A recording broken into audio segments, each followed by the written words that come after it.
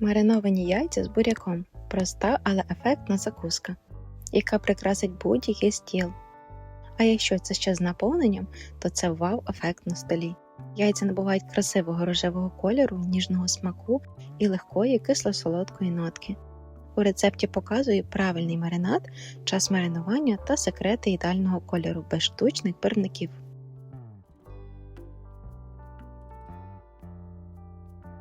Спочатку приготую маринад. У каструлі змішаю пів-літри води, 1 чайна ложка солі, 1,5 столової ложки цукру, 1-2 лаврових листки, 6-8 горошків чорного перцю.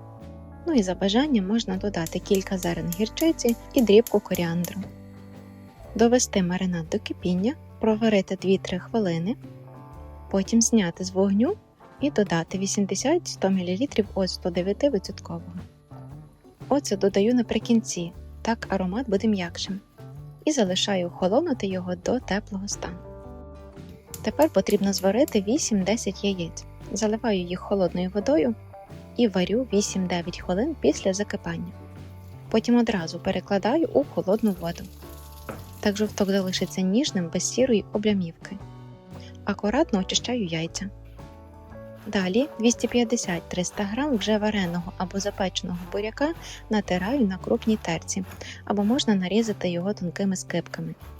Якщо буряк запекти, смак буде м'якший.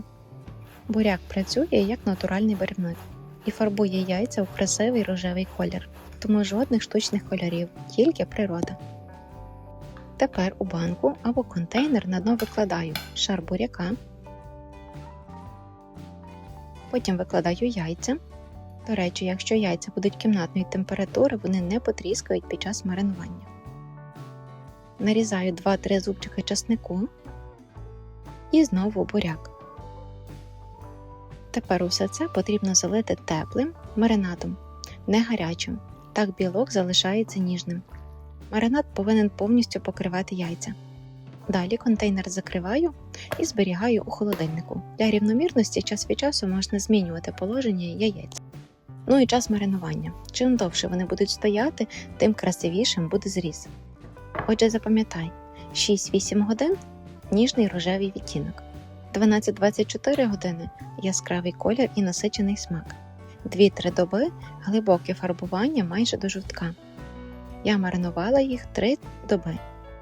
Ну і далі для подачі можна просто розрізати їх навпіл, дати зверху трішки оливкової олії, посипати чорним перцем, а також зеленню, наприклад, зеленою цибулею або кропом. Виглядають вони дуже святково навіть на простій тарілці. Або можна приготувати ось таке наповнення. Акуратно розрізати ножем яйця навпіл. Також для акуратного зрізу можна використовувати зубну нитку, без запаху або кондитерську нитку. Так зріз не буде і зі змазаним жовтком. Я розрізаю звичайним ножем, а потім витираю його серветкою.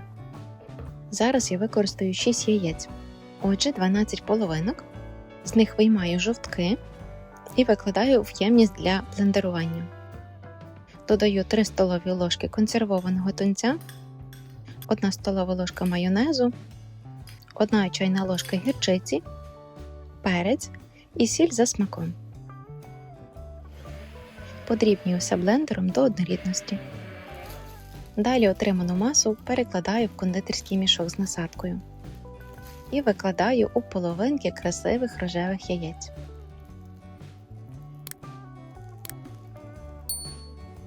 Зверху можна прикрасити мікрозеленню, кропом, їстівними квітами. Це вже за твоїм бажанням і фантазією, аби не прикрашати ніяк. Усе, ось така красива яскрава закуска з маринованих яєць готова. Насправді це не потребує дуже багато часу, потрібно лише кілька днів на очікування. Подавати їх можна просто звичайно розрізаними або ось так із наповненням, як у мене. Це проста закуска, яка завжди дивує, яскрава, ароматна і дуже смачна. І погодься, виглядає незвичайно.